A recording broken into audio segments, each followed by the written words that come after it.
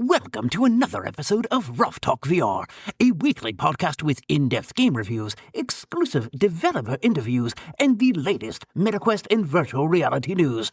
We join our hosts, the father-son team of D. Scruffles and Stratus today, as they spend another episode breaking down and discussing the world of virtual reality. Hey, welcome to this episode of Ruff Talk VR. We're coming at you with a stacked news episode, which of course of all weeks they They're have all stacked. Yeah, even the non-stacked are stacked. I was going to say, even if there's only 4 news pieces, we'll go longer than the weeks like this with a whole bunch. But last week was the Upload VR gaming showcase, which means that there's a bunch of announcements. And now, next week, on Saturday, that's actually technically this week, as of the time of the episode airing on Monday. This Saturday, December 13th, we have the Ruff Talk VR gaming showcase, which right after we finish recording this episode, we got a whole script to record. It's a busy day today. Could be. So we'll try to stay on track. We'll try to stay focused, but you know us. Once we get going, sometimes we have a little bit too much fun, especially with everything that happened last week. I mean, last week, to kick things off, we got our headsets at the time of recording last Sunday, but we hadn't yet gotten our consoles yet, which is funny if there's referring to our PlayStation VR2s. We picked up PlayStation VR2s. We're now part of the Sony ecosystem as well, and we ordered it all online. And last week, our headset had come in by the time we recorded, but we hadn't gotten our consoles yet. And it's funny, like, if there's any of those two that you would rather come in first, it's the console, because you can use the console without the headset. You can't use the headset without the console. And then probably Tuesday, the console finally came in, and it's just been so... No. Tuesday the console came in, but so didn't half a foot of snow and ice. Yep. So I literally drove on the highway past your place, going home, knowing I probably would have made it, right? But it just was so shitty. Do I want to kill dude. myself over a PS5 Pro right now? Maybe. No. It was I debated it. I was in the lane. I'm like, just no, dude. Yep. But yeah, it would have been kind of ideal to have. Because you can't pre-set up the headset. No, you need the console. So I was like, if there's either one of those two you prefer to come first, it's the console. Where I did fuck up, though, is I should have opened it regardless and pre-charged the controllers. Me too. Found out the hard way. Noob 101. Well, I'm used to being able to take batteries. I know. So I was like, don't think the minute I started charging them, I didn't go on Google. I'm like, how long do PSVR2 controllers last? Because I'm like, I can't be going through like a headset drainage situation, but that doesn't seem to be the case. No, it seems like the controllers last for quite a while. But you want to talk about, I already got some initial thoughts on it. Yeah, we can do a full review on it in a couple weeks because I think we got more to digest. But they're out of the box. It's like, charge one controller at a time. Well, I use my other USB Yeah, I controller, charge both of mine at the same time. But that's because I'm using my personal charger to go charge up, my left controller, we'll say.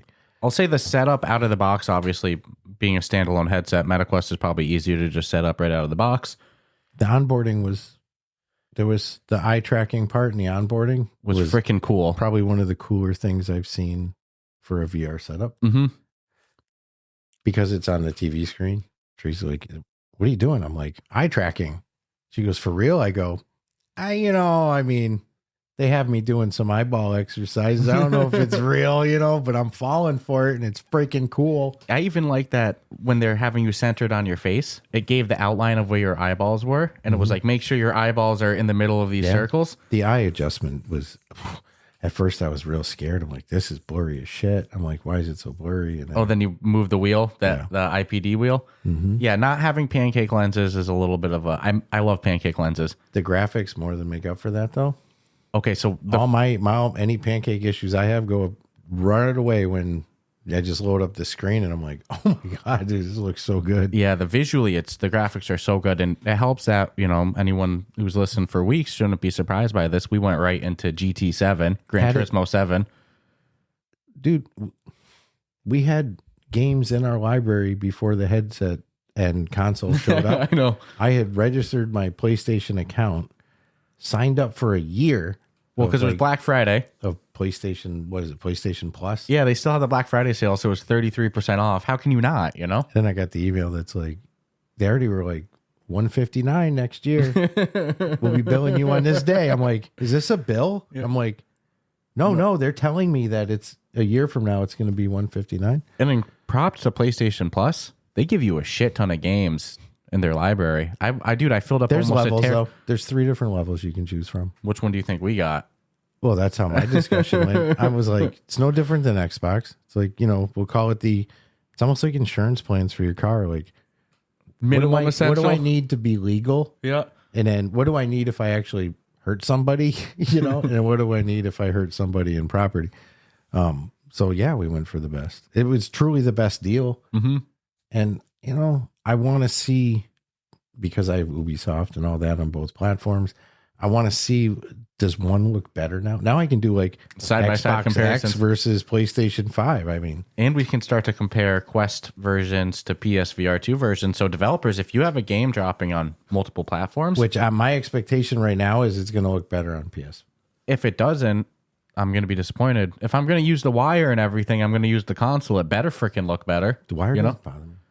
Especially for a game like GT7. The wire that they give you is so big that, I don't... It doesn't unplug from the headset. No. Which lets you know if you ever damage that wire, you're SOL. You damage the wire or a controller, it's a new headset. Well, the controllers are like $250 to replace. The headset's $300. You're going to get... Yeah, and you're going to have a warranty. So you're going to get a new headset. It's like anything on that headset breaks, it's a new headset. Yeah, I wish that the wire was detachable because that would give me more peace of mind. I yanked at it. You're out of your mind. I picked it up and went, I'm like, oh yeah, it's attached. Yeah. I didn't pull it to like yank it out. Like, did yours come with these wires? Nah, dude, I would have just said that's how it came. Oh, man. I would have had no shame. Like, nah, dude, this is clearly used. But so, we'll give some full, thoughts and opinions as we use it more. We have so much to play, so much to catch up on. And this week's been crazy with... I want better earbuds. Yeah, the out-of-the-box earbuds do the trick. Need some like Bang & Olufsen or something. There's some things about the console that feel like extremely high-end, like the graphics, the eye tracking. Like that almost feels next-gen. And then there's some things like, not having pancake lenses. The seal around the face is legit. I know I don't like the testicle or the scrotum. The gasket? Yeah. But I get no light. I actually went to look at my watch and I'm used to being able to look down and being like, oh shit. And I'm like, yo. I use that no space on the Quest to my advantage. I'm trapped in my headset. Which is good for immersion. Yeah, dude. It's all darked out. Mm-hmm. It really, and I think the reason or the issue I had in Germany was first time putting one on and somebody next to you waiting for it. Well, no, and they kind of helped put it on, and I'm not used to the adjustment on it. But when I was obviously able to, and I read the instructions, and I'm like, okay, do this. I'm like, oh, this fits so much better than when I tried to put it on myself, which means there's no way in Germany I was wearing it properly. No. And because I had mine set at home where I wasn't getting like walrus face. You know what I'm saying? In Germany, we had just played a fitness game right before too, so I was a little hot and it kept steaming up. Dude, I had great comfort. I'm having no comfort issues with it. I have PTSD because of that, though. What, the earplug? Somebody else's earplugs and stuff? Shared earbuds. Yeah. Let that sink in. I know. I've never been on a flight and asked my person next to me, like, you pop that out, let me put that in my ear? Not even like the over-the-head ones like we're using on camera now. It's earbuds. Earbuds. Yeah, that was a little, no wonder I got ill. And sticking somebody else's... Dude, it can't be good, right? No, if you walked around and stuck your finger in 100 ears and then touched your face, would you get... It can't be good. If we were to do the full pros and cons, like not having speakers built in... Not having speakers built in is a little... It's bizarre. But at least the microphone's built in. I didn't know that. So, because I had the earbuds in. Mm-hmm. I didn't know I had the TV volume on. I, in my head, thought if I had the headset on, the TV volume wouldn't work anymore. I shut my TV off. Tracy was upstairs trying to sleep, and we were playing fucking Gran Turismo. And I know I'm talking loud. I'm probably yelling too. She's like... I think we're making some inappropriate jokes too. She goes, do you think next time you can turn the TV down? And I'm like, what are you talking about? And she goes, you had that thing blasting. And I'm like, are you kidding me? Like you heard, she was hearing the whole game. Just, probably me too. talking shit. Oh my God, Gran Turismo 7 with the engines and shit. Bing, bing, bing, bing, bing, bing, bing. Looking at all the options and settings. Someone's upstairs trying to sleep. I felt terrible, dude. I'm like, oh no, I'll turn it down. Yeah. But I do love the built-in ability to stream to Well, because you try to do that with the Quest a lot to show Tracy what you're playing, right? And like, it's hard. Dude. They killed the Chromecast feature. Like, She was asking me about the singing game the other day. okay. Not Songbird, but the other one. Mm-hmm. So I fired it up because we got another new TV because our old one died, and I'm like, oh, I can put this on the TV, no problem, and I did. And you need a subscription to unlock all 12 million songs, which makes sense. And I don't have a subscription, but the songs in it, she would definitely tear that up. I was like, ooh, I'm like Planting the seeds. She would use for that game. She would 100% do it. 'Cause she came to me like, what about this song game you guys keep talking about? We're supposed to talk to him, I think, next weekend. Really? Yeah. I mean, I can see the use case for it. Talking about realized music saying. I can't sing good enough. I'm embarrassed to sit there and like hum it because it'll let you do that. The rhythm one is, it's meant for singing. But it's up her alley. Pretty sure the guys at the founder of it's a Deadhead too. I would they have the Grateful Dead in there, of course. Dude, they have everything. Literally everything's in there. When I heard he was a Deadhead, I was like, I think we could do an easy hour interview, just not even talk the game, just talk Grateful Dead for an hour. Talk the first. What was your first 100-yard experience at Shakedown Street like? Too funny. You get what I'm saying? Yeah. But we all got stories. In about a month, we got to do, once the showcase is done, because like we're at the stage that we're like every day watching a new draft of the showcase, like adjusting the trailer order, adjusting this, graphic change. Now we're doing our lines today. So these next couple of days are full throttle, but I'm excited to do a full, like, here's our PSVR2 impressions. It'll be our first ever PlayStation review. So far, the podcast. So far, the pros outweigh the cons by far. I mean, the biggest con of ever, and it's the elephant in the room, is the cost. Well, that's only if the cost is extreme if you go with a pro. Still $1,000, right? No, about 600 because you can get a console for 300. Yeah, but folks, that's it. Why? You're the easiest guy to mark up on a pro ever. I did my research. I did my diligence. What's the differences between the pro? And you were correct. The base model, because I tried to talk myself into like, okay, open mind, stop being like a dick. And I'm like, well, yes, you can. Casual gamer. Certainly you can. More professional, hardcore gamer. Well, there's a lot of games that doesn't even make a difference for. I'm like, you're good, but I don't want to be a casual. I want to be a hardcore gamer. I am a hardcore gamer. Why would I not want the system that's geared towards me? What sold me is people like, there's a lot of games that there is no pro upgrade for yet, but there are like games like GT7 and No Man's Sky, which are like two of the main games we're getting for. Well, here was the other reason. When I got my X, it was just at the start of X and S games happening, but there was not a lot, dude. There was legit not a lot. So it was like, oh no, Tracy's going to spend all this money and there's like a handful of games and most of them I don't want. And then I was kind of betting on the futures, and now it's like old games they've redone to the upgrade. And PlayStation's going to do the same thing because over the next are. year, I'm sure. You look at the amount of games that do run it, it's enough to satisfy on short term. And you'd be crazy to develop a game and be like, nah, I don't want it to look the best it could look. I know how developers are, dude. You give them an avenue to be like, you think it looks good on that? It can look a little better. Now I'm already thinking too. I'm actually pretty impressed with our first experiences with it. I'm excited to get through the showcase and be able to spend time on a bunch of titles. But I'm already thinking of other titles that like aren't on it that I think would do good on it, like Dungeons of Eternity. I think should come over. But we said that even before we had one. But that seems like a game that would crush it on PSVR2. I mean, their store system would allow that. I think a lot of the heavy hitters from Quest go over there, and it's a wrap for them. I want to see Ghost Town on it. I want to see Red Matter 2 on it. I don't think you'll see Red Matter 2 on it. Red Matter 2's on it. Oh, is it? No, I didn't know that. The Red Matter series is on PlayStation. I didn't know that. Most of our favorite games are on there now at this point. Yeah, there's so many games I want to try to get. I honestly didn't know Red Matter 2 was on there. Well, definitely Red Matter 1. Let me confirm Red Matter 2 before I sound like a fool, but I would assume. If I don't want to assume nothing, I can't. I love we live in a time where you can actually fact check in real time too. Right? It's painful when we don't, you know? Yeah, Red Matter 2 is on PlayStation Store. Okay. Come on, man. All these Are you going games. to tell me it looks better? I don't know. I got to know. They just I got to know. I got to know. There's so many games that I want to see the comparison between the two now, especially for like new titles that drop.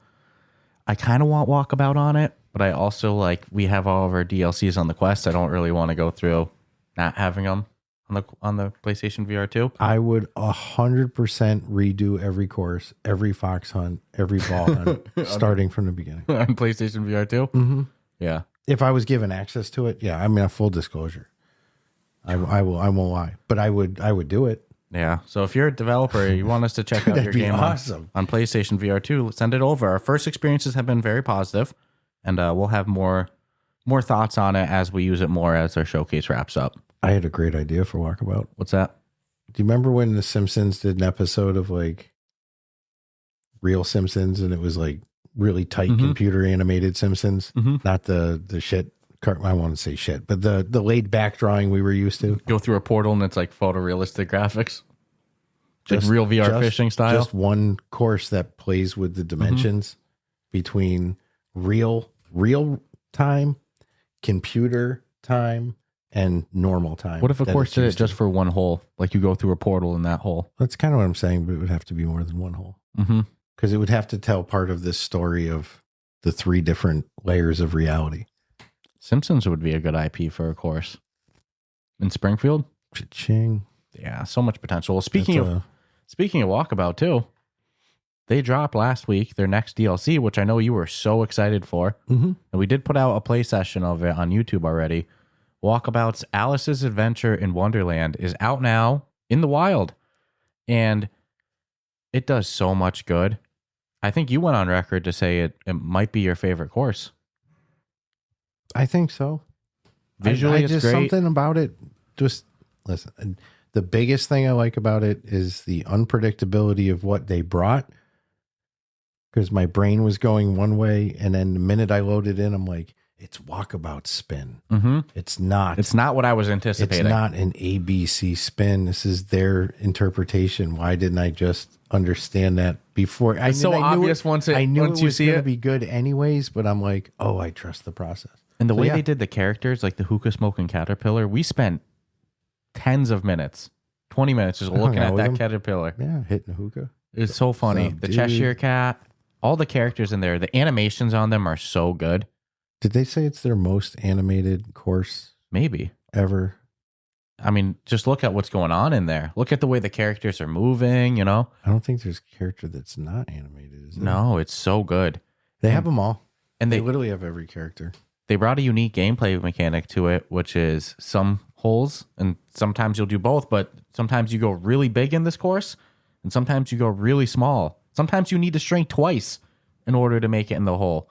Well, you might supposed to, but there's workarounds.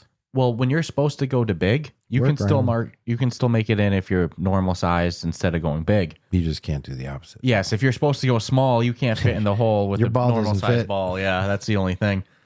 But no, Walkabout Mini Golf's Alice's Adventure in Wonderland, it surpassed my expectations, to say the least. It's my fave until... I mean, Labyrinth was always my top... Probably always one of my top favorites, which is ironic. It's an IP, right? And then here we go again. So their IP courses, they crush. Even their non-IPs, they do too. But you can feel they step it up a bit. I have faith. I saw some negative opinions on it in their Discord, and I was like, "Dude, is this like Upside Down again?" No. Like I loved Upside Down when it came Upside Down. What criticism can you have? I know. It's so fun to me. When you sent me the message, picked up my phone, I'm like, fuck it, I'm going into Discord. I'm going to see what, like, hey, just calm down. No, you responded to me pretty heated. Yeah, like, don't go in there with a Rust mentality. Just walk about. So I was reading. Selling $3.99 DLCs, like. And I'm like, I got nothing to say. Yeah. I'll double down on how much I like it, and it just proves what we've always said. And when we've had criticism that sometimes we come across as like, oh my god, you guys only talk about like good games per se. Like, how come you don't talk about shitty games? It's like, because it's somebody's favorite, and why go out of our way to like to shit on it? If I play what's supposed to be a good game and it's not, I'll tell you. Different story. That's, you come in rolling hard with I'm not going to be like, hey, we found this random game on the store. Check out this shit show. Like the shit show hour. And somebody works hard on it, man. I can't. Jank Sunday over here. I'm not, in this current platform, I'm not wired to do that. In another platform, I might be so inclined. But this is not why we do what we do. It's like the motto of our show. Somebody's favorite game is somebody else's least favorite, and your least favorite game is somebody's favorite. But no, this one was a hole-in-one. This course is right now my favorite for the Walkabout series. So much visually going on with it. So many animations. I know they will. I know. They'll come out with another one. What a great way to close out the show on it for the year. This is probably their last one of the year, right? I mean, dude, I don't trust them. I feel like no matter what I say, I'm going to be wrong. If I feel like there could be one more, then of course there's not. And if I go, dude, definitely, there's no way in hell they're coming out with another course before the end of the year. I don't need that. Imagine Christmas Eve they put one out. I know how their media team is too. Do you want to see? I guarantee there's not another course coming out on a clip with your name attached to it, tagged, so you can click on who said that. Oh, that Damien guy, tagged on the release of the next course. They put out a quote of you on social media this time around. Thank God it wasn't a humana. That one was funny when they did that deal. I was like, you can't even throw me a bone. I'll pull up with the exact quote that they put of yours. Did you see it? Yeah. No. It mentions that it was like, I think it was. You were like, I never pick a favorite. I've never had a favorite. But this might be it. But this is it. Yeah. This might be it. It right now it is. It's like, dude, and it's like it's a walk through childhood too. It's a hard course. All right. It's not an easy course. If anybody had a complaint and it was the course is hard, you're right. It's not a gimme course. You got to get used to the new mechanics. Yeah, man. And I'm enjoying that. It's, I like the challenge. I feel like random's bigger. Not random, but like there's times I've done really good. I got like -7 or 8 my first time I played it. I think, yeah. And then when we recorded, I got +4. Like there's a wide range in how you can do just depending on the way you play. There's a lot of holes to do it wrong, we'll say. Dude. All right. You know what? Tom plays VR, right? I haven't seen him pop up in my shit, banging out 8 hole-in-ones. I'm waiting though. I like the Fox on this one too. Yeah. You know my only criticism? The putter? Yeah. You know what's weird about it? I saw people, because I saw our reaction to, I was part of it, our reaction to like, oh, I wasn't expecting that, the flamingo. And then I saw people talking about the course before it came out. And a couple people on Reddit were like, dude, if there's not a flamingo putter, I'm going to be disappointed. Okay. And I'm like, am I missing something? There's got to be lore. That's just, I'm not remembering with Alice Wonderland. No. Yeah. No. I haven't watched Alice in Wonderland. My favorite putter, if I were to have any putter brought into real life. I already know it. Labyrinth. Yeah. Why do they not sell just hard resin or plastic little replica putters you could? There's so much Walkabout merch. Could you imagine having the full wall display, a nice velvet, little 12-inch putters of every single course? There's so much Walkabout merch. I want Walkabout albums. I want a coconut ornament with the mighty coconut. 100%. Like to hang on your tree. Yeah. I want an ugly sweater, an ugly Christmas sweater. I'll live without that. I think it would be so good. There's a market for it. I just don't want it. Like you said, putter replicas. All of them. Yep. Doesn't need not to be attachable with the controller. Little balls. You could have sitting on a gold mine of merch. They know what they're doing though. They got all this shit planned out for eons, I'm sure. Hey, Walkabout, bring us in for your merch store. We'll get too much fun. They could legit have their own store. No, dude, there's so much. They have a or at least a section IP. of. I think I don't even want to put it in the universe. No, I'm not, because we had mentioned something years ago about more in like in internet space, and I'm thinking more brick and mortar. That would be pretty freaking amazing. Mm-hmm. And I don't want somebody to, because it's viable. Yeah. But anyways. But yeah, this one was a great one. So what a week we've had this last week with getting our PSVR2s, really going hard into Gran Turismo 7, and we'll have more thoughts on it, but overall loving the new headset. New course from Walkabout was so good, and then don't want to spend too much time on it because we haven't had enough time to go and play them as much as we wanted, but Deadly Delivery came out this past week. Oh, the flamingos were the croquet clubs in Alice in Wonderland. Okay, that makes sense. I get why they did it now. Okay. So it makes sense. Croquet's a fun game. Mm-hmm. I love croquet. I get, okay, so it would have been disappointing if they didn't. It was almost like, how would you not know it would be the flamingo? Okay. I'm just not good with my Alice in Wonderland. I haven't watched it since I was a kid. I just like the characters, man. They were always my, who are you? I wish the caterpillar blew smoke ring. Yeah, he's got bubbles. Keep it family friendly. Keep it PG. They walk a fine line here and there. They could shoot a little bubble ring out there. Who? Whatever. Surprised he's not talking. Some of the characters laugh. You hear him laughing.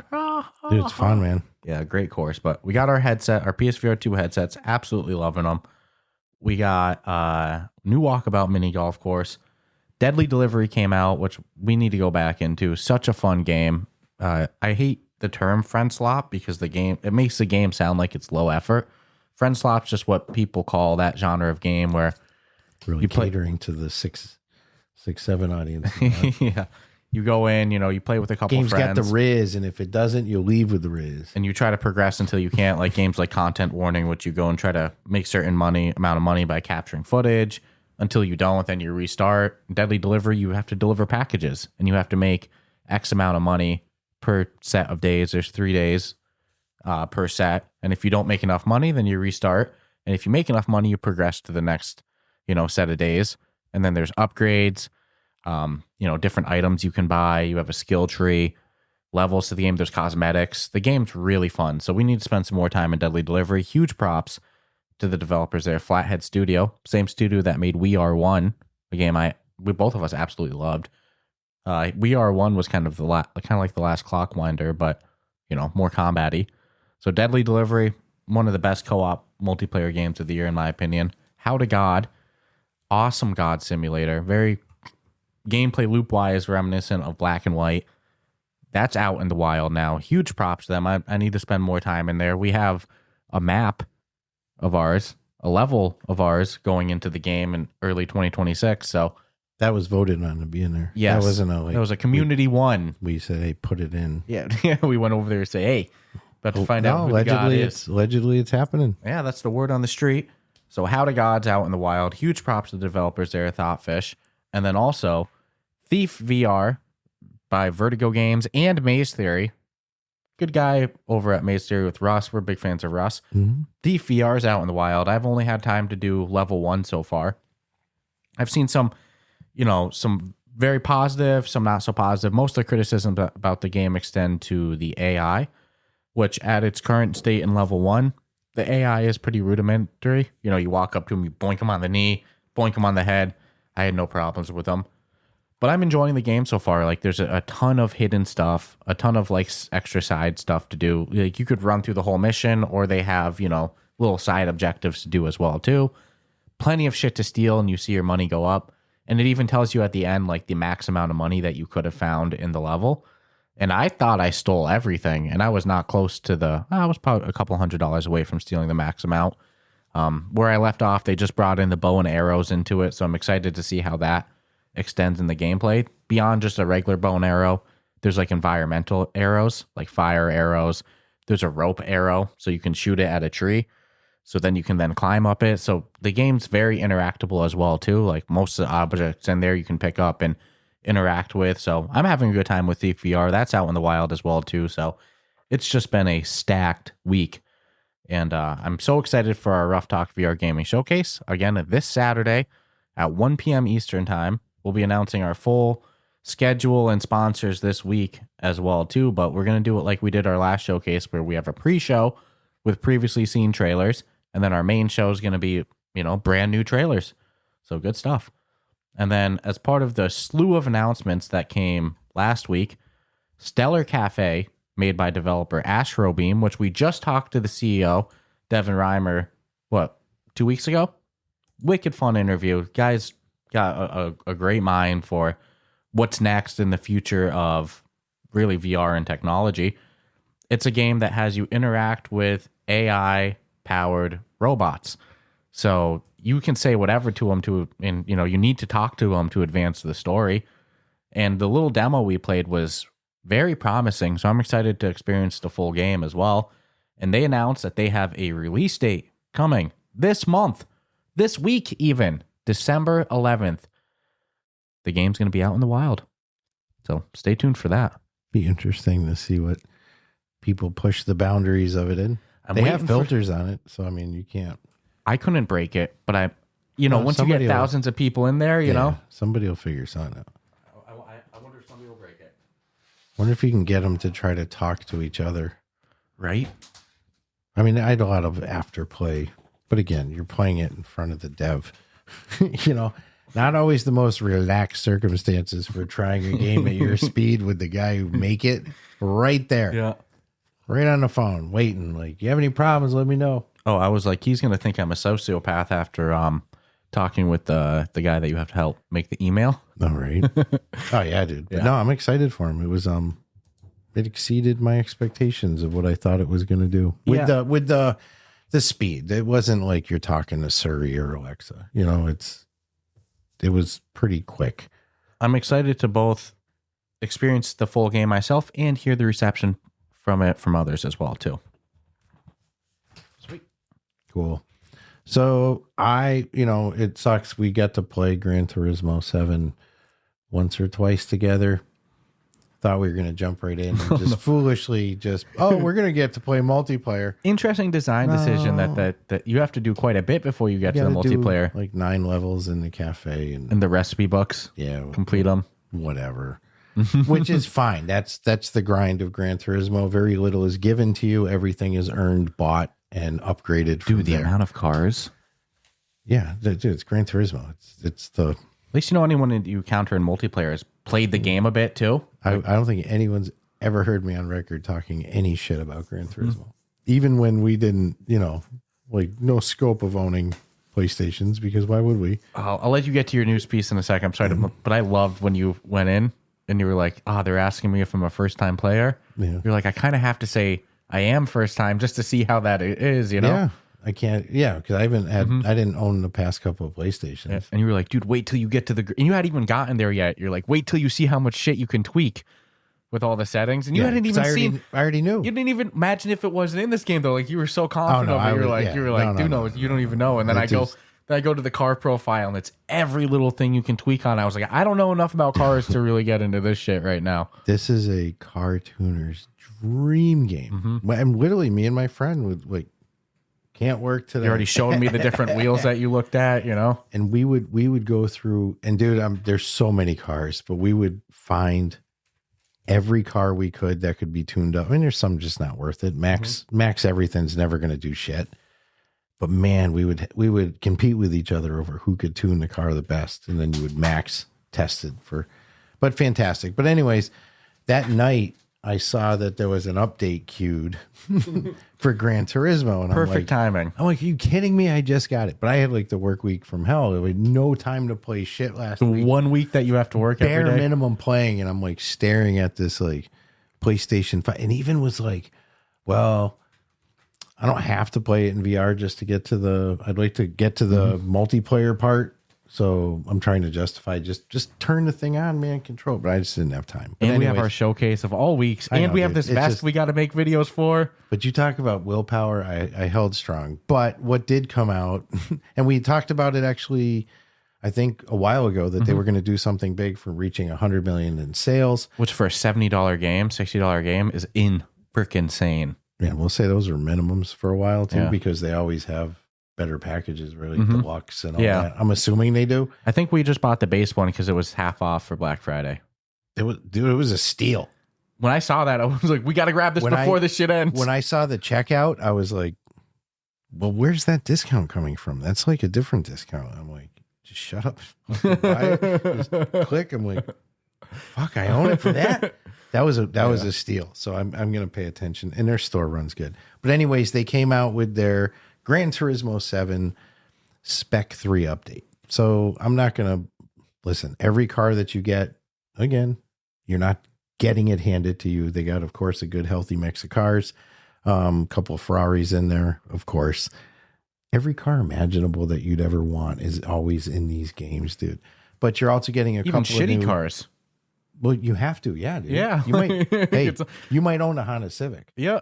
But if you own a Honda Civic and you tuned it this exact, you already know what your car is going to do.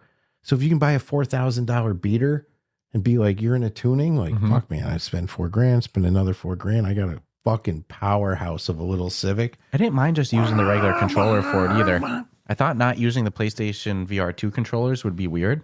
Well, just we'll get okay. Sorry, we'll divert. So because I'm already whipping through this. So real quick, 2 new tracks: Abu Dhabi's Yas Marina Circuit and Canada's Circuit Gale-Venue, alongside 8 new cars. Obviously, if you own it, you're just already waiting for this. I saw mine queued and I was like, hell yeah, 3 a.m. I want this. And then life took over and I haven't got to go back in there. Yeah, there's nothing in the cars that really jumps out as like, oh, it's just going to be great. But let's be honest, everyone who plays Gran Turismo, or at least I used to do this, you have every car available. You figure it out, you earn it, you get it. And then when things like this never happened when I owned the game back more then. cars getting added. It never was an option. It was like, this is what you got. So there was an end game as far as like the amount you could own, where it seems now we're getting into like these spaces that are like, no. And this is a free update too. Yes. They also do have a paid DLC for $30 too, I believe. Whoa. But that comes with 5 million in-game credits. Wow. Okay. Yep. Just go in there and just buy everything. I mean, you know, hey, it is kind of pay to win, but it's not because anyone can buy the classes, card. But there's classes and there's series, and but again, we haven't even touched the iceberg. As far as I know, an hour from now, an opening credit's going to show. Real quick diversion. We have to get a wheel. Yeah, dude, I was saying, reference that you've already shown me different wheels. But I want some community help on this one because the choices, the last time I bought a wheel, dude, the choices were pretty clean. It's like you have like minimal choices and blatantly these are piss. And this one says some fancy shit, so it must be good. Now I was listening to Discord and it's like they got force feedback pedals. I want a force feedback steering wheel for sure. 100%. Otherwise, I don't want a wheel. It's like I could do that with a paper plate. But force feedback, you're fighting in the corners. Even on the pedals, too, they have force feedback. I'll live without that if the wheel is quality. And then I was reading, I think, something force with the shifters. And I'm like, why would you need that? I know how to drive a standard, and I've never felt like, I mean, there's hydraulic and, whatever. But like, so I don't understand that. So I'm just like, wow, I have a lot to absorb before I spend what, $300 to $600. I don't understand. It was top tier immersion, even with a lot of money. The controller. Wait till you get the full rig with it. Yeah, you need the full rig. Dude, you're so sold on it. Well, I can weld enough. We get some piping and stuff. We could make little cages. It's a good game, dude. In VR, it's a good game. I was already sold. It's like, come on, man. I'm excited that I get to play it. I was stoked when I looked in my rear view and my side view, and I was like, yep. We don't get mirrors on Quest games. We get mirrors. We just get grade frosted mirrors. These ones not even you can a actually shadow. Use. Yeah. I was looking at it to see how close the guy behind me was. You have to. Dude. I know. You have to. You can see what side they're coming up on you on. So hopefully soon enough we'll be playing each other online because I'm just excited. There's so much to do though. I know. I don't want to wish a flu on myself, but there's ever a time for it, It wouldn't hurt, I got one little complaint though, and you buy the Pro, you think you're gonna get everything. There's no disc drive in the Pro. No. Which, I was so looking forward to having my free No Man's Sky update. Oh, I felt terrible. Day one No Man's Sky person. I was day one on No Man's Sky. Which if there's anyone that deserves sympathy, it's the people that spent full price for No Man's Sky on day one. I did, but digital. With all that content missing. And, I knew that there was a free upgrade if you have the disc edition. You just, you get the PS5 version for free, right? Wrong. If you have a disc version, you need to put it in. There's no way to enter a code or anything to prove that your purchase. Just get a little side disc just to do that once. You have to do it every time you want to play it. So in order to get the free upgrade, you have to put the disc in the console. And on the store page, they say it at the bottom of the store page. If you have a discless PS5, no way to get the free upgrade. So I had to fucking buy No Man's Sky again. I won't buy No Man's Sky right now. Until you get through some of the other stuff? Yeah, you told me you're scared to go into it. I don't trust myself. It's such a good game. I have it's in my cart. Mm-hmm. How many hours have you spent in it? On flat screen? A lot. Yeah. Now imagine in VR, those flight controls. Dude. I'm pretty stoked to start over. Yeah. I'm excited for that one. It's in my library, so when you're ready, you let me know. I just had to get that little complaint out. Let me know. Let's see. Let me show you fucking libraries of shit we got to do, man. It's like day one, No Man's Sky buyer to rebuy it. Unbelievable. I just can't believe we're going to be able to play this together in VR. Mm-hmm. Now I own it on PS4, Steam, and PS5. I got PS5, Steam, and Xbox. Yeah, devs can thank me later. So on the meta side of things, this one was shows you how savage the stock market is. Meta announced that they're cutting up to 30% of the Reality Labs budget, and instantly Meta's stock went up 5%. Reality Labs handles VR, AR, AI, all of their wearables. It's all part of Meta Reality Labs, but they did put some emphasis that it's getting cut from their quote unquote metaverse division. So that probably means cuts to the VR side of things. So yeah, Meta's metaverse teams are facing up to 30% cuts, which we know some great people on those teams that hopefully aren't affected by it or anything like that. It seems like that there's an overall strategy shift coming to the metaverse department. And we're going to, there's another news piece later that kind of goes in that a bit more too. But yeah, it seems like over the next year, we're going to see a big strategy shift on the VR side of things for Meta, which in some ways might actually be for the better. I stand by what I said earlier this year. We'll see what happens in 5 years with what VR investment exists with what they're, compared to what they're doing now. And I don't think they'll ever pull out. But I didn't say that. But well, that's what you said earlier this year too. Yeah, I said that they would probably be more of a hardware provider than investing in having to put this shit together themselves. Pretty much pawn it off situation, buy our parts. We'll see what happens, But they're going to go deep into the wearables. Yeah, the glasses. But I'm telling you right now, just the other day, dude on the subway wearing his wearables. People love them. They're palatable for the whole public. You don't have to be a gaming fan or a big tech fan. People like wearable glasses. Dude on the subway wearing his wearables, minding his business, making people laugh, having a good time. And some lady came in and didn't take kindly to the fact that he was wearing fucking recording glasses and fucking ripped them off his face and broke them. So he went online to be like, help me find this person. This is fucked up, And the majority of people are not on his side. People sitting there recording with their phone all day. That's the argument the people who are on his side made. That you can't go anywhere without being... You can't rip somebody's phone out of their hands and smash it. No. Well, people do, but you pay the consequences of getting taken to jail and paying, depending on the state. But yeah, it was alarming the amount of people who were like, nah, dude, fuck you and your recording glasses. It's about time. You look like a dork. So the public, they even brought up the Google glasses in the article. And people aren't ready, but people are like, you can take out your phone and record anybody in public you Google want. Glasses launched before smartphones were in everyone's pocket. And that looked more obvious to me than a pair of fucking sunglasses that now aftermarket companies are even pumping out for I was taking my dog for a walk today and I saw a little local politician on the the walk area I do, and he had a little selfie stick yep. recording himself walking, doing some social media video. Like, it's a different time. You can't go and smash somebody's property like that. Happened yesterday or the day before. From a legal standpoint, the second you're in public too, you can be recorded.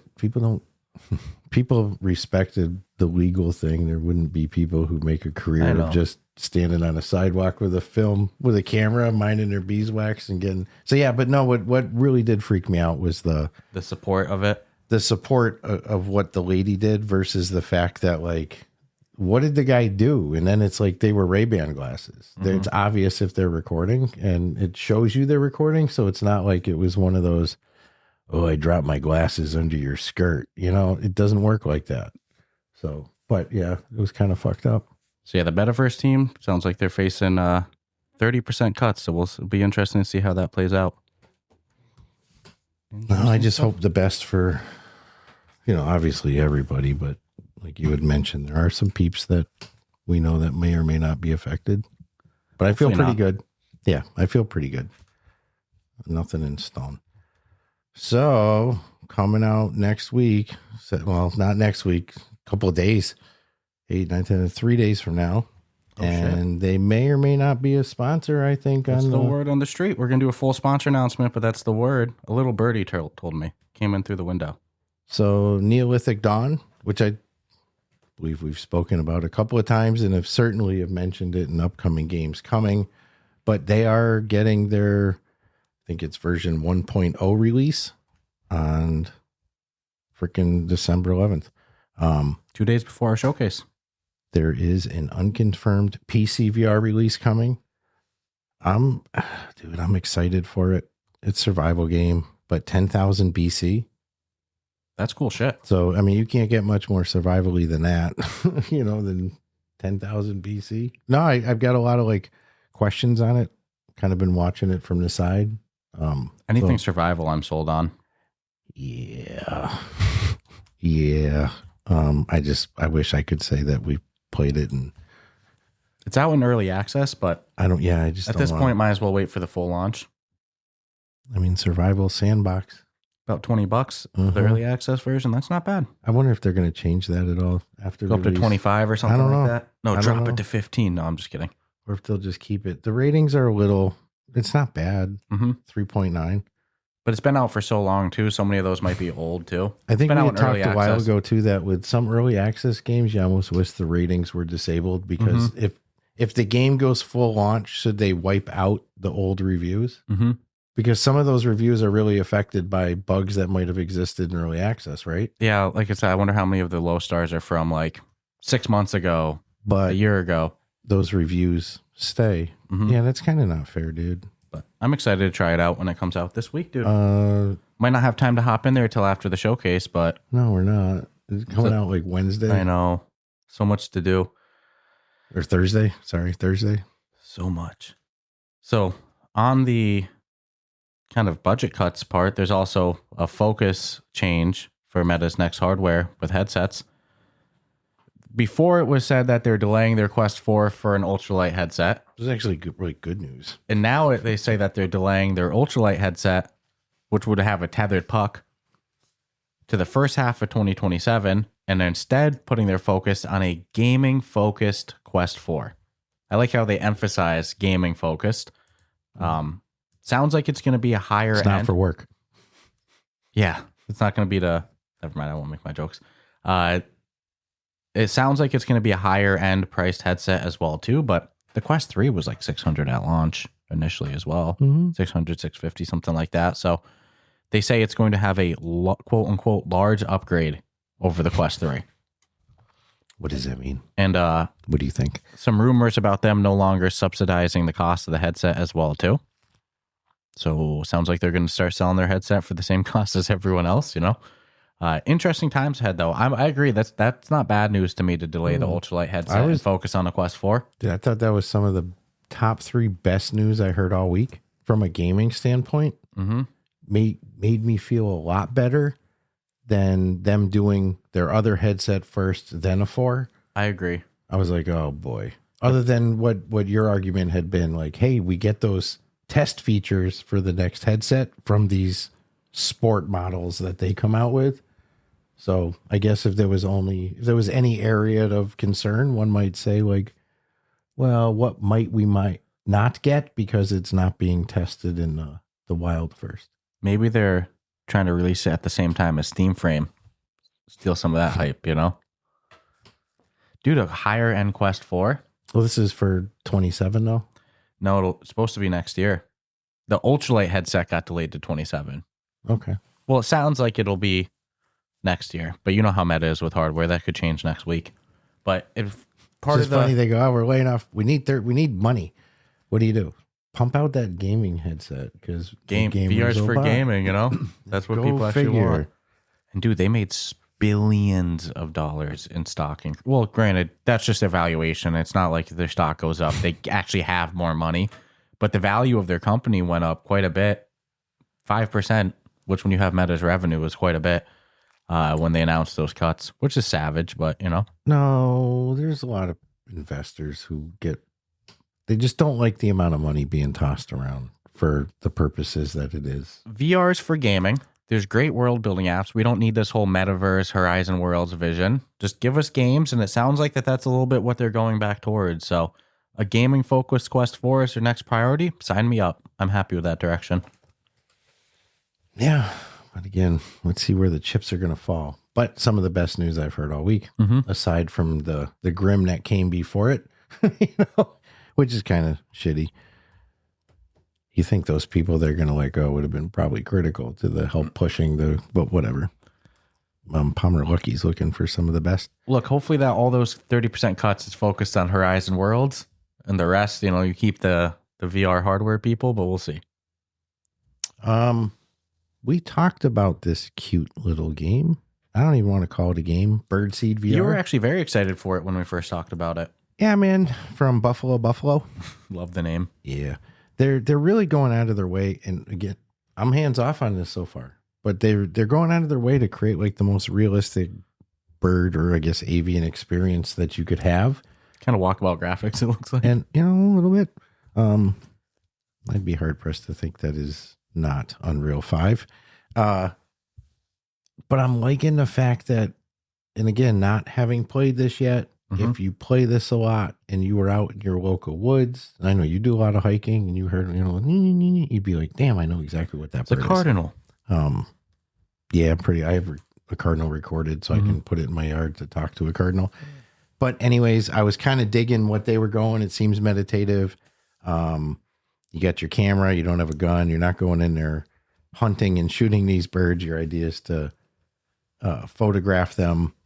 But they are going, it's already out on early access, but they're going to go to a full release March on Quest and Steam. So only 3 months away, and this game's going to be full.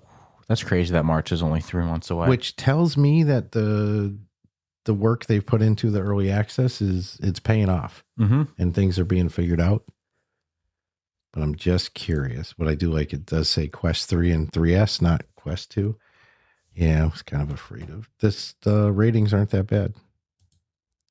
3.8. Oh my God, look how many they have, though. I know. And it sucks because here's another example of, I guarantee, an early access situation. I don't know where the hate's coming from, but whatever. You see what I'm saying? It's just they only have 4 reviews. It looks like one person left them a 1-star and didn't write anything. They just put a 1-star. Man, this game only has 4 reviews. It's free as well, too. You can play it co-op. Listen, I'm just going to put it out there. Charge $6.99 or say $9.99/$6.99. Make that the permanent price, and you probably get more reviews. The free shit can be a little scary, dude. You have to look like a free-to-play game, if that makes sense. And this doesn't look like a free-to-play game. No, it looks like unusually premium. Polished. Yeah.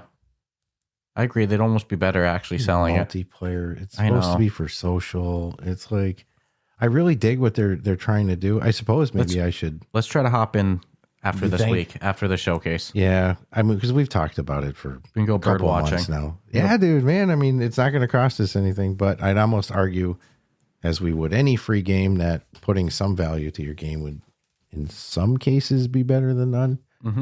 And I'm This might be hoping I one of don't go them. in. Yeah, I'm hoping that's not the case where I'm going to go in and be Close like, out of "Dude, it after 10 seconds. Like, oh. And you go, who's the free to play market? It's kids. Gorilla tag movement. What? No, I'm just kidding. Are they really going to care too much about bird watching? I feel like that's more of an adult thing, you know? What do I know? I mean, if it's true to life and there's carryover, there's a lot of example. Like if you were a scout, you want to, if you move to a new area and you're into nature, it's like you could pregame Yeah. the wildlife that might live there. If that's, the direction they're going with it. But it seems like they're going for some realism. Interesting stuff. Not Definitely gotta check graphically, this but, out. audibly, I guess. So full launch, you said in March? March, yeah. Okay. Definitely got to try this one out the next week. That way we can see the differences too. So this next one, actually, before we continue the news, let's do our Patreon break because we've talked a whole bunch. We still got quite a bit of articles up, so we'll probably fly through them. So it's good to do the Patreon now. As always, huge shout out to our Patreon supporters that help us keep our lights on, help us be able to grab new games and build a studio and all of that. Huge thank you to Asim, Amelia, Carson, Jake, Crispy, Shoes, Tom, Chris, and Danae. Thank you all for your continued support week after week, month after month. And you can join that esteemed list of podcast listeners by visiting our Patreon and joining the on-air shout-out tier. Also, don't forget, you can check out the Ruff Talk VR Discord channel full of awesome VR discussion, game meetups. They were just in Walkabout Mini Golf the other day. Yeah. Hangouts, all of that fun stuff. Racing discussion, Formula One discussion, I mean. The Vroom Vroom channel. If you have any Very questions, popular channel. like you said, I need to go get some opinions on a racing reel. Go in there and ask. We got an awesome community for that stuff.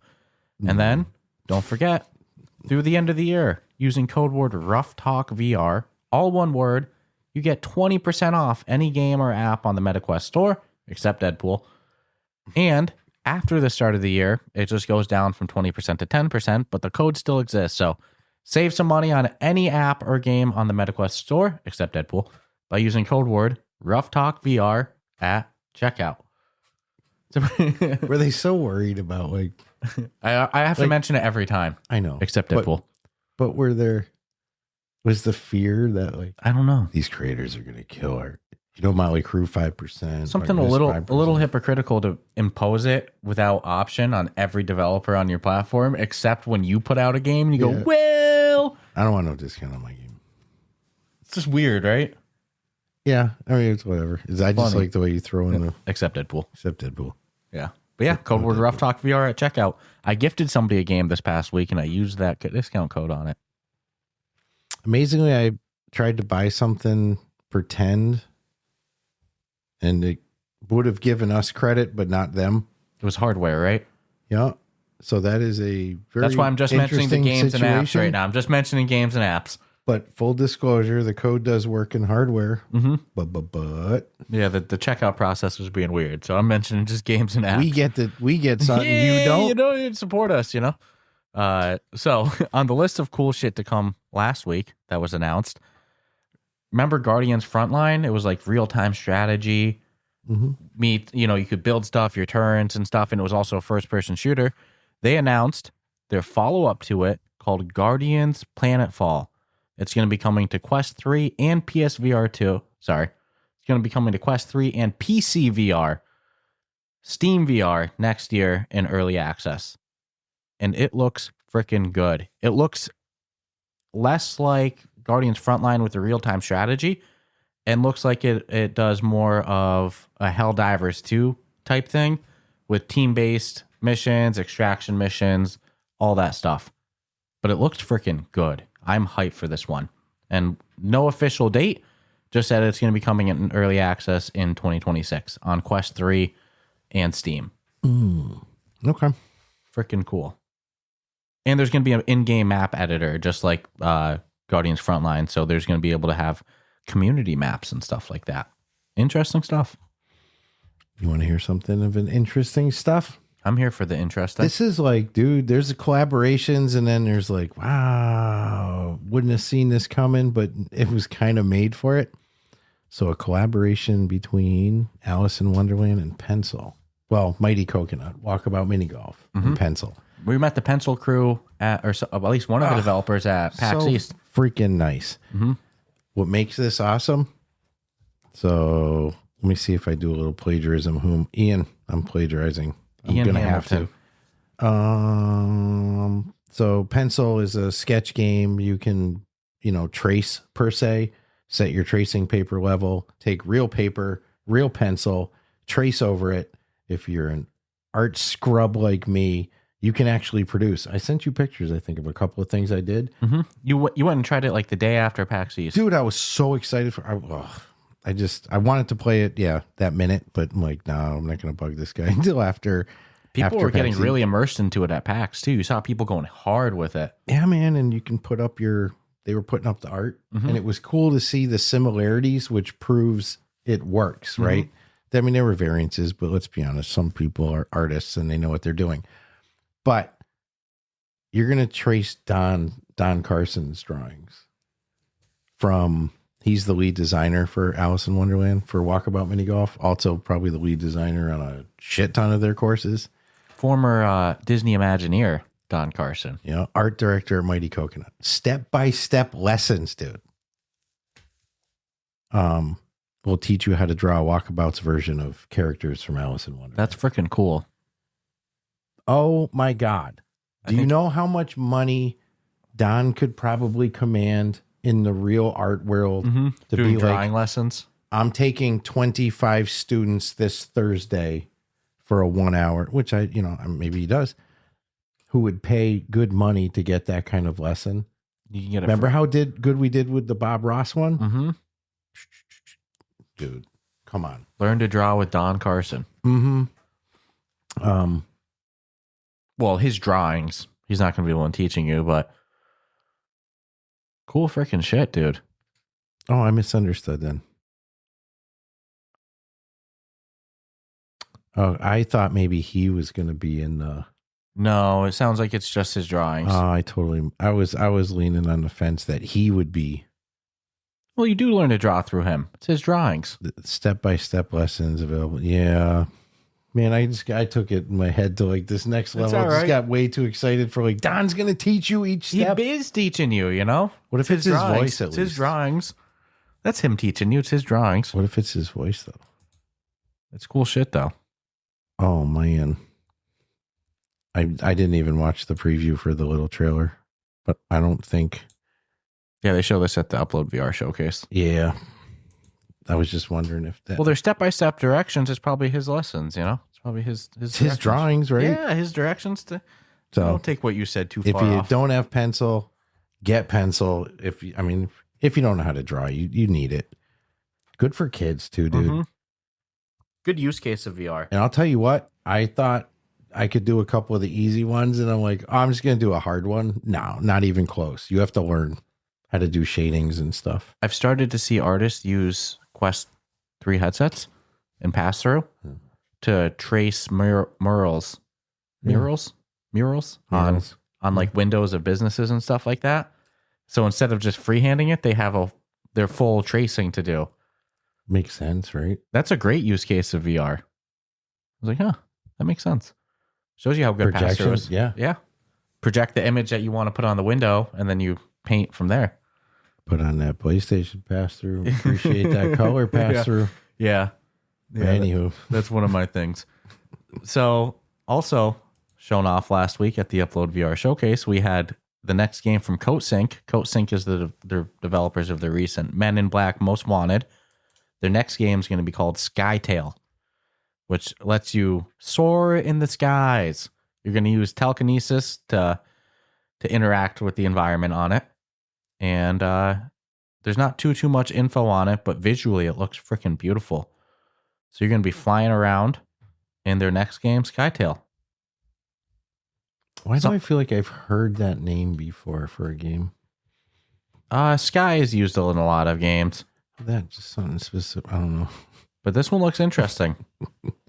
You use gestures to interact with it and throw fruit at it and stuff like that. And it sounds like in the story of the game, something stole your offspring, which is no good. Stealing offspring can't be like that. So I'm definitely interested in this one. Not much details, no release date, but it's going to be coming to the MetaQuest 2 and Quest 3 when it's available. Oh, so much good stuff coming, dude.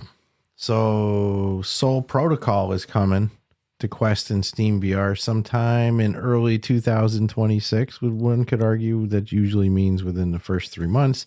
It's a game being developed by Singular Perception. It is a roguelike. I'm not talking no shit. I am a believer. You're on a spaceship. I'm guessing you gotta navigate, keep this thing running. Multiple roles you can pick from, but it's up for you and up to 2 other players to play. Okay. So this is what I'm liking. I'm also Co-op liking roguelite's even better. It's not your typical hack slash roguelite, shoot roguelite. This is, to me, like, I don't think we've touched on this one yet. Haven't run me a spaceship with my buddies. So I'm excited. It on paper to me sounds like it could be really fun. What's cool is they're also going to come out with a flat screen version. Okay. So they're going to be cross-compatible. Opposite route of what some companies do. But this also was shown on the Upload VR Winter Showcase. Yes. Conveniently a week right before ours. Fuckers. No, I'm just kidding. I totally don't mean that. I didn't mean that. When I saw the date, I was like, oh, a week before. But all the props to them. They always do a winter one as well, too. And they're running out of time. Excellent. Yes. Hey, any indication of how big the VR market is that Jamie had his last month. Upload has theirs last week, and we have a stack show this weekend as well too, this Saturday. So doesn't Sideload have one? SideQuest, yeah, they got one coming up. That's their new name. Sideload. That's something. Yeah, they have one coming up too. So stacked weeks to say the least. And yeah, don't forget, as we keep mentioning games shown on the Upload VR Gaming Showcase, don't forget Ruff Talk VR Gaming Showcase this Saturday, December 13th. 1 p.m. Eastern time. I wish we had the echo button. I know what you're talking about. So you could do like this Saturday. Coming to you. Saturday. If we just gotta create like an infinite loop. We gotta like put the phone near it. What? Yeah. What? Dude, when that thing gets locked on like that though, and there's no, shit can start getting crazy. I did a meeting this week, and I went to go switch to my phone, and I pulled up it on my phone at the same time I was in the computer, and it didn't like switch over. It was in there on both of them, and that happened. I was like, oh no, and I hear, oh no. No. Too funny. I just have a big house. So I'm sure we could accidentally do it if we tried hard. So this next one I'm excited for. It's called Legendary Tales. It's made by developer Urban Wolf Games. It's a game that's been out on PS VR2 and PC VR since 2024. It has physics-based combat with a full, storyline with quests and everything like that, skill trees, dungeons, crafting, the whole 9 yards. To me, it always looked a little bit like the PS VR2 Dungeons of Eternity, but they're very different games too. They have announced that they have a new DLC coming as well too. The DLC is going to be called Dawn of History. And with it as well, they've announced that the game is being reduced in price. It was $55 before, but now it's down to $39.99. Good God, which is a much fairer price. Holy moly, that's a drop. And the Dawn of History DLC is going to come on PSVR 2 and Steam in Q1 2026. And also, they announced last week that the game's going to be coming to the MetaQuest. It's in development for it. Okay. Interesting story with it. It was originally planned for the MetaQuest. That was their original platform they were going to release on. But back in the days of App Lab, they applied to get on the store. And they had a quote-unquote very negative interaction with Meta. And they completely scrapped all development of the Quest version. And went, how angry you got to be, though, to have like we don't know what that interaction was, We don't know how that went. But it's interesting. They originally had it for the Quest, had a bad interaction, upgraded the graphics and everything, made it for PSVR 2 and Steam, and now are redoing a Quest port as well too. So I'm excited to try it on the Quest for sure. Urban Wolf Games, your boys get some PSVR 2s now. Hopefully they don't throttle something back just because they had some issue with, Too funny. All the middle finger. 1.8K ratings on the PSVR 2 store. That's not bad. Oh, I'd do that. 4.38. Let's see how it is on Steam. I've always heard it's been one of the games that I envy. The $55 price tag always kept me away from the Steam version. No lie. I mean, all jokes aside, that's a little tough. 2,000 ratings on Steam. Is it in the mostly positive? Mm-hmm. Yeah. So we definitely got to try this out. It's co-op, so let's go. All right. So our suspiciously not suspicious buddies at Not Suspicious. Not suspicious. Nothing suspicious about Not Suspicious. No, they're that very small team, of course, that I think are gonna we predict are gonna dominate this game in a biome type situation because they have Airspace Defender that you play inside this biome, and then they have Banners and Bastions, which is absolutely fantastic. So full release is definite out December 15th. I mean, you could do the early access. That's how we've been playing it. Yeah, and you know what's funny is I was pretty content with what we've been playing, but they're actually adding some stuff to it. It didn't feel early access when we first tried it. Felt like a full launch, but no. And full disclosure, I'm sure the world's not hearing it, but there was a little discussion because I assumed it was in full. Sometimes I think games are already out and they're not currently early access based on performance and issues that I might have encountered, and I haven't had an issue with this since the first day. And then there was something else I saw, and I had no idea how early it was the first time we really played it. And I'm like, holy crap, dude, we played that kind of early. So yeah, man, $9.99. It's to me easier than Airspace Defender, which started off real calm and cool with me and then took on a very serious overtone. This is he's onto something. Yeah. Or their studio is onto something with this. Absolutely love game that in a bubble. But yeah, kudos to them. December 15th, right before Christmas. You know the amount of games that are probably going to try to dump before Grand Theft Auto comes out, both in flat screen and VR. Next November is the word, right? So you anticipating I'm anticipating a lot of games in September and October. Nothing in November. That's what I'm wondering. Maybe some more at the end of the year in December. Balls, dude. Right.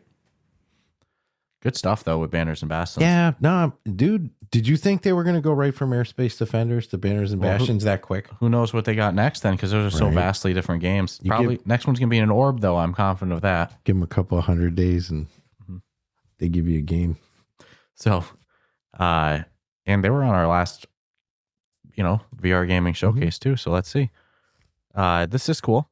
A couple months ago, Meta released a teaser clip, an exclusive 3D teaser clip from the next Avatar movie, Avatar Fire and Ash.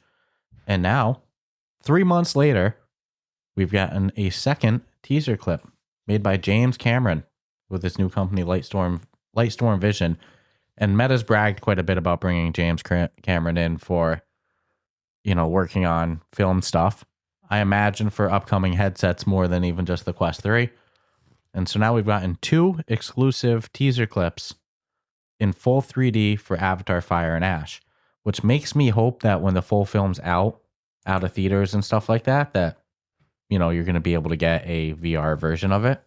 There's a lot riding on this. Mm-hmm. This is the first James Cameron partnership. They haven't said that the full video is going to be in 3D. What scares me is James Cameron saying how much the cameras are that he would typically use to film good VR and shit. I mean, or what that equipment really costs. It's abusively expensive. Well, he's been very complimentary of VR, saying it allows him to do the vision he's always wanted to do. I mean, that's the freedoms that developers have said to us with their games, right? Like you have freedoms in VR you don't have with flat screen. So let's see. I hope we get the full film in 3D, but we got 2 exclusive teaser clips so far. Not too shabby. Yeah, that's an all-in situation going on right there. But I got faith. Damn, I wonder how much they're having to pay for that. Right. That kind of relationship. So Tracked, Shoot and Survive. This will be a short and a sweet. Which I don't know what's going on with the ratings now. Every game I'm looking at for ratings, I'm expecting something else, and I'm getting a little lower by a point, but currently 3.9. At least it has over 100 reviews. That's a good sign. 153, which honestly, in today's current state, is pretty damn good, especially from the last one we saw, which is a 4. And boy, you can really affect someone's rating if you're a 5-star and a 4. That's what happened with this. One person rated it 1 star, it looked like. But brutal. But it is survival game. We have talked about it before, Canadian Wilderness. They've done some updates and some patches, which is cool because they're not trying to hide by anything that might be broken or not working correctly. But now when you complete the game, if you want to keep exploring, you can. They've also done some other fixes. That's big for a survival game. Yeah, good. Well, that's always the question of, like, you're going to hit a wall. Green Hell, when it first dropped, we fucking plowed through the missions and like, what do we really do now? And then they've kept doing stuff to make you want to keep playing it. So if you were on the fence of like, I don't want to get it because when I get it and I finish it, no, you can keep doing your thing, keep surviving. Currently $19.99 on the MetaQuest store. Wow. Yeah. Good stuff. Not shabby. Not too shabby. This next one's for an upcoming game, Dread Meridian, which is a VR horror game. Your favorite. Yeah. It's going to be launching next month. They announced that it is getting a multiplayer mode to it, which is huge. I think there should be more multiplayer. I can't do horror single player. Be honest with you. But multiplayer, I can do. And it's available for pre-order now. No official release date. It's coming in January, though, sometime in January. It's going to be $19.99, or you can pre-order it for $16.99. And it's going to come with some bonus skins as part of the pre-order. So not too shabby. Some weapon skins and stuff like that. But definitely one if we play it. I'm not playing it alone, I'll tell you that much. I'm going to phone a friend in for that one. What is the scare factor feel like to you? On a scale of 1 to 10, does it feel like, no, tolerable if I was alone, or a absolute hell no? Just based off of like the limited trailer I've seen and the GIFs, not a chance in hell. It's very dark. There's flashlights. You can F off. I'm not going in that by myself. But you have weapons. At least you have weapons. Dude, what about flashlight or a camera and no weapon? Yeah, those are the worst. Those all just walk into something to kill me. Just fucking take off the headset. Dude, there was something I was playing and I closed my eyes so that it would kill me, and it didn't kill me. I'm like, are you fucking kidding me? I just want to die and get it over with. So I'm just like, I'm going to close my eyes till I hear myself dead, and it didn't happen. I'm like, come on. VR horror games are next level that I can't handle. Well, technically with eye tracking, right? Couldn't you make a horror game that, like, for a jump scare, it would get you every time, because it would clearly know where you're not looking to be like, well, if he looks that way, come out at him in the other direction. You could. Oh, I don't like that, dude. Nope. All right, so this one really is kind of out there, but it was worth noting because, well, Upload did a good job, put some stuff out there that was intriguing. But this one, Alliance Tales, Battle for the Frontier. A little sad to know that, like, no, this is not going to be a Questy. This isn't even going to be a PSVR2 as it stands. This is coming out in Steam sometime Q1 of 2026 with some optional PC VR support, which is its saving grace for being discussed. It's got HOTAS support for control. It looked fun, dude. Space flight games are the shit. Yeah, combat sim inspired by Wing Commander. So it's like, this is fun. Star Wars TIE Fighter. Dude, it's they're using all the keywords that get my blood. There was even some discussion, like, I don't know, dude, should I really mention this one? But it's like, it was too good not to. And then you go, well, we have PC VR. Like, yeah, dude, yeah, like, can we not? So I'm going to watch this one. I'm going to stay on this one. This isn't our normal approach to just go after we'll say a Steam only type situation. But you know what? Looks good. It was showing, your marketing did well. It's in my face and it's there. And I something about flying and space sims and all that, and I'm good. So we'll be checking you sometime in Q1. You said flat screen with optional PC VR support? Yeah. Okay. The question I think you want to know is it would be crossover, right? It wouldn't matter if you're in VR and I'm on flat screen, or flat screen in VR. Shouldn't matter. Right? Is it multiplayer? You're asking the $1 million freaking question right now. Oh, it's a single player. Yeah. Motherfucker. But it's that hurt.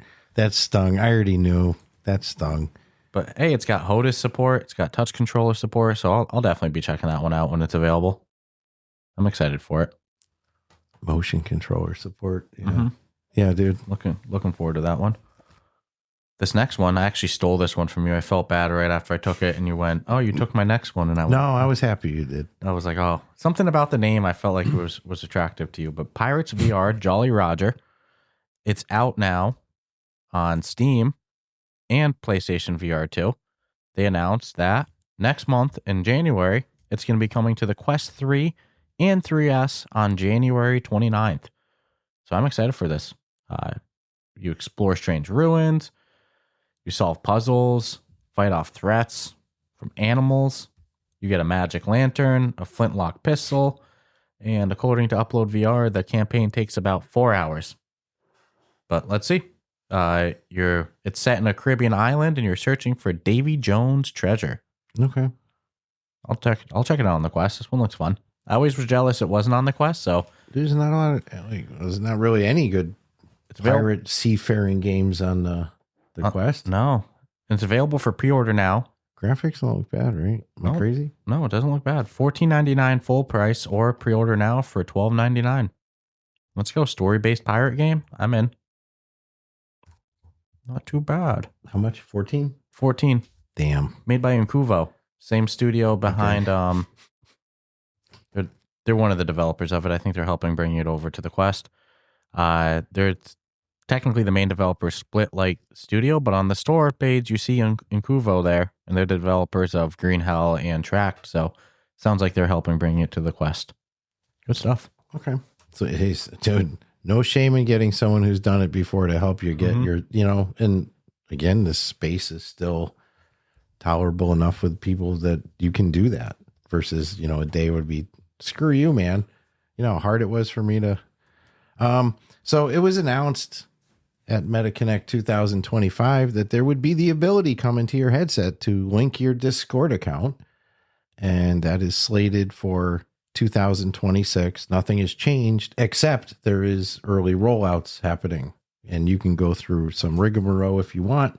And that is how you will currently know if you have the ability until it is a fully rolled out thing. But you will also be able to set your status so people in Discord will know what game you're playing. I would imagine just like Steam, if you go in and see your friends, it'll, Damien playing Baldur's Gate.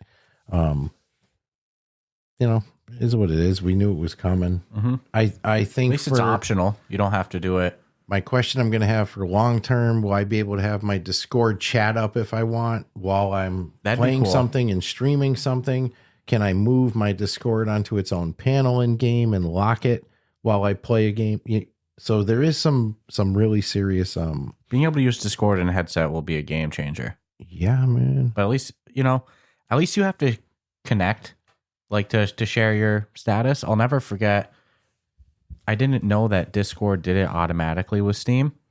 I just start playing Steam games and people are messaging me, commenting on it. And I'm like, hey, I never defaulted that. Yeah. I never consented. I never set that up. So at least with the Quest, you have to set it up versus give it the permissions. Discord just telling what I'm playing. Somebody even saw it when I was doing it with Xbox Cloud Gaming on my computer. They're like, oh, how's Baldur's Gate? And I was like, I never said to connect this. So at least with the Quest headset, I have to manually do it. You can do it on your PlayStation manually as well, too. Yeah, no, there's purposes that I think this is. Wasn't a fan of it happen automatically with my flat screen games on the computer. I was like, there was no fucking consent. There was no button for this. That was wild. There was when you clicked I agree. Yeah, that was wild, though. On the 8,200 pages. You think you'd have to link my account. It's like, no, we can see what you're doing on your computer. That's a little wild. Yeah, but nonetheless, that's cool that feature exists now. Mm-hmm. I'll probably set it up.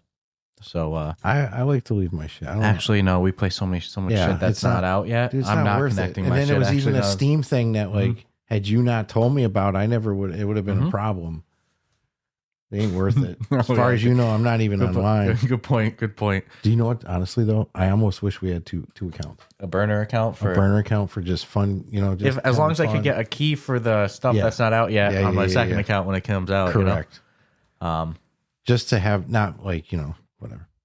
Well, in the art of poaching, which Meta loves to do, Meta Reality Labs has nabbed, they've stolen, they've gotten Apple's former head of UI has left Apple to join as lead design over at Meta Reality Labs. He's going to be real bummed to find out he's losing 30% of his team before he starts, but it's a different conversation. But yeah, the head of your first game's budget cuts. yeah, the Apple's head of UI has left and is joining lead design at Meta Reality Labs. So expect some overhaul changes in the UI for wearables and Quest headsets. Do you know? I saw people, obviously anti-Meta folk, trying to play this as a bad thing. Like, they were trying to put a spin on it that didn't make sense. Meaning, like, is this not a brilliant move on Meta's part? A lot of people have been leaving Apple recently. And if you are able to poach an employee from another company, whose fault is that? Well, and he's probably got paid more money, too. His name's Alan Dye. He's been with Apple since 2006. And in 2015, he was the VP of in charge of the company's software design. And now, also one of his deputies at Apple has left as well, who's been with him since 2016, Billy Sorrentino. And part of this is Meta's forming a new creative studio, all centered around design that they're going to be leading. Or that Alan Dye is going to be leading. I mean, he's a talented dude. I mean, they're not having him come over because he brings nothing to the table. But it's like, don't hate on Meta because they took an employee who was willing to leave. Look, you know what I'm saying? If you work for a good company, it doesn't matter what somebody offers you. You're probably not moving. And I kind of figure, there's always criticisms about Meta and hard hours and stuff like that. But I imagine that's the same for Apple, Microsoft, any of the major tech. Yeah, I don't know. OpenAI. You work too much. Yeah. I imagine they're all pretty one-to-one. Interesting stuff, though. There's some rumors of some other Apple people threatening to leave, which means they're getting offers. Meta was trying hard to poach a lot of AI teams, and there were some stories that Zuckerberg was hand-delivering homemade soup to people he was offering job offers to. Homemade soup. Showing up at their door with homemade soup. Maybe it was the soup that got Alan Dye. Not the $1 million packages he probably got. Hey, we got more of this on campus. All the soup you can eat. It's your favorite. What do you think this guy's salary is? What do you think they threw at this guy? I don't even know. It'd make you sick. I don't even know. Lead design at Meta Reality Labs. I saw a former job I've had in my life for Microsoft, and it was $250,000. Mm-hmm. This guy's lead design. And taken from Apple. He's been with Apple since 2006. You know what? Something's not right if you're losing like. A lot of people are leaving Apple. Like you said, that's what I'm saying. Like something's not right in the water. There was for that to happen. There was Mark Gurman was saying Apple pays pretty damn good. Saying last week that there was someone else on their team going up to Tim Cook and saying, "I'm planning on leaving, and I'm planning on continuing my career elsewhere." And now they're trying to keep him. I have a feeling he's probably going to Meta. Like Meta's throwing huge dollars at people, I'm guessing, and people are leaving. Like there's probably a reason for it. I don't think Apple's probably any better or worse to work at than Meta. Like it's probably just a 1-to-1, Yeah, I mean, I guess location, all that nice campus food. Yeah, I've heard Google campus is absolutely amazing. I've heard Apple's. I imagine they're all the same. Like you probably hop from one to the other, and my friend who worked for a small studio, they had mandatory foosball on Wednesday. Like, man, dude, no excuses. Stop working. Go do and some every week, masseuses came in and gave them massages in their office space. Of course, they had the awesome, fucking desk set up. I'm like, dude. Well, you have to keep it competitive. Look at that was a small Connecticut place. Like, come on. Big tech is taking care of their employees, working them like workhorses. I'm sure. They had me at Micro Kitchen. I was ready to uproot my life. Like, oh, micro kitchen. But I know people that put in that type of effort to jobs that don't give them nearly the compensation and perks. Yeah, like every job I've ever had. Yeah. Some jobs I've had even like sometimes cost you money to have it. Like, why this just cost me money? This is my job. Yeah, no, those tech companies, they got a good thing going. It's unrealistic too to like the real world.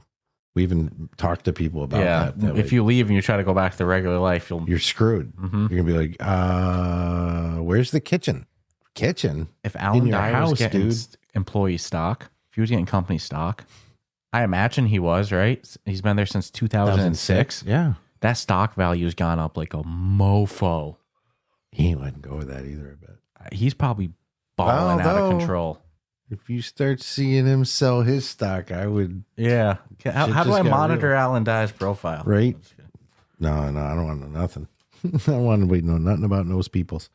No, just a power move on Meta's part. It was funny to see some reaction try to negative spin it, and it's not. It's a very serious power move that worked. And like you said, others are leaving. Where are they going to go? Something's going on. It would suck if 30% is this man's salary. I know, right? You get what I'm saying? Like, I'm pretty sure he led the UI on the Vision Pro as well, too. So, like, it's a big score. Good move. If either party did it.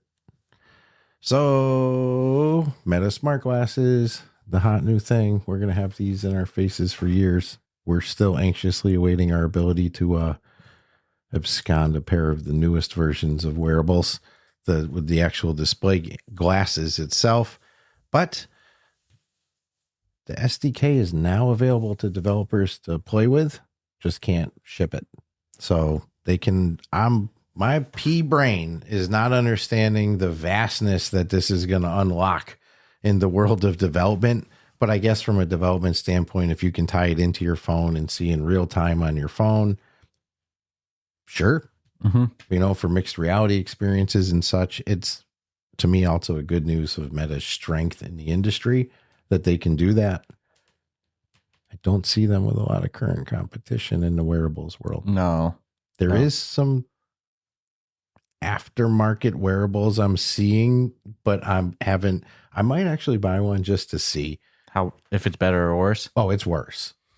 It's like Temu shit worse. I still want the Oakleys with, not for the design, just with the center camera. I want the center camera so bad. For scootering, or like when we were in that would have been perfect. Because I don't always remember my camera side. No, but that's cool stuff. Yeah.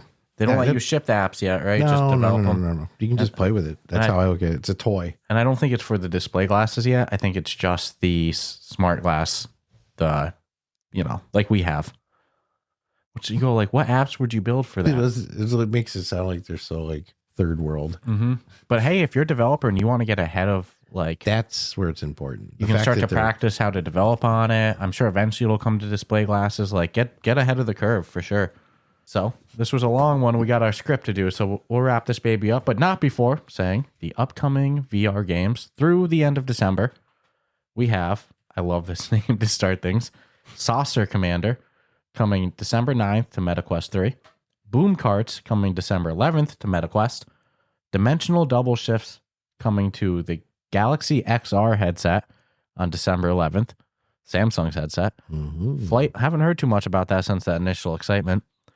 Flight Unlimited coming December 11th to the MetaQuest. Healer coming December 11th to the MetaQuest. Les Mills XR Dance coming December 11th to PC VR. Pocket Lands coming December 11th to the MetaQuest.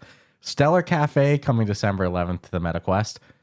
Tin Hearts Act 1 coming December 11th to the MetaQuest. Jesus. Transmission Shortwave coming December 11th to the MetaQuest. VR Giants coming December 11th to the MetaQuest. Stay the hell away from the December 11th, anyone else. And December 12th is only slightly better with Aero Surfer coming December 12th to MetaQuest. Cave Crave coming December 12th to PC VR. Cyber Drifter coming December 12th to PC VR. Salmon Man coming December 12th to PC VR and MetaQuest. Zero Caliber Remastered coming December 12th to PSVR2. And December 15th coming to Banners and Bastions full launch coming December 15th to the Meta Quest. Dude, December 11th and 12th are just effed up. Like, if you're on the 11th, you're competing with so much just on that day alone. That's insane. It's not worth it. Delay till January. If I'm any one of those you're games, already competing against games that are out. it's everyone trying to get out ahead of the holidays, but like, But ones that won't be affected, Les Mills, XR Dance, they're long haul. Mm-hmm. You know, so I don't think PC they need VR. that. It's really the Quest market that's saturated. Oh man, that's a little heavy. I know. All right, well, at least my portion's a little more spaced out because what they decided to do was do just that, space it out, and then just no dates. We're gonna wing this one because they already know can't be doing this shit. Aspire MR Missions, super excited. December 16th on Quest. Crossings, December 18th. PC VR and Quest. Ninja Warrior VR, December 18th on Quest. Street Gods, December 18th. Quest 3. Polygon VR, date change, December 19th. PC VR. Hello Kitty Skyland, December 22nd on Quest. Talk about real close to Christmas. Awesome Asteroids. Awesome ass. Awesome Asteroids coming December 2025 on Quest. Sinscape VR, December 2025 Quest. Dance Guru, December 2025 Quest. Last Bone, December 2025 on Quest. $1 Million Decision, December 2025 on Quest. Quest is crushing the end of the year, by the way. Reeve, December 2025, PC VR and Quest. There we go. Shadowgate VR, The Minds of Mythrock, December 2025 on PSVR2. There you are. Sadly, that's the only one I see. Smasher, December 2025, PC VR and Quest. Spell Siege, December 2025. This is too much for the end of the year, folks. On Quest. Stage Time, December 2025 on Pico. And True Surf, December 2025 on Quest. Fact, too many games all at once. Consumers can't handle that shit. People have wallets. Overload. Yeah. Only a handful per are going to win, and it sucks because you already know what's going to happen. So if your game is built for long haul, I think you're good. But this is aggressive, dude. That's a lot. I know. And way That's too tough. many we don't know, so we're just going to fucking boom, pop in there. Yeah. Good luck to you. All those that say December nothings should just carry over to January somethings. Yeah. Remember when Meta only used to allow a couple games at a time per launch day? Every Thursday, only a couple could It's launch too on many Thursday. games. Dude, that December 11th was, and then follow up with the 12th. It's how many on the Quest on December 11th? Let me count real quick right before we wrap it up. More than 5. 1, 2, 3, 4, 5, 6, 7, 8 on the Meta Quest on December 11th. You can't buy 8 games. You don't have, nobody has time for that. You can buy them. Yeah, so that's the problem with the Quest stores. Too much coming out on the same days. You know, but beating a dead horse there. But hope you guys enjoyed this episode. Hope you all enjoyed the episode. Stay tuned for December 13th, Saturday, December 13th, 1 p.m. Eastern Time. We have Handful of days. the next Ruff Talk VR gaming showcase. We'll be announcing sponsors this week as well, too. And it's going to be a good show. I'm excited. Watching it a whole bunch. Got another draft to watch tonight. We're about to record our lines. So stay tuned for that. And subscribe to our YouTube channel. So that way you see the showcase when it's up. Rate us 5 stars on any audio platform you listen to. And we hope to see you in the live chat this Saturday, 1 p.m. Eastern. Stay tuned. Ciao, ciao.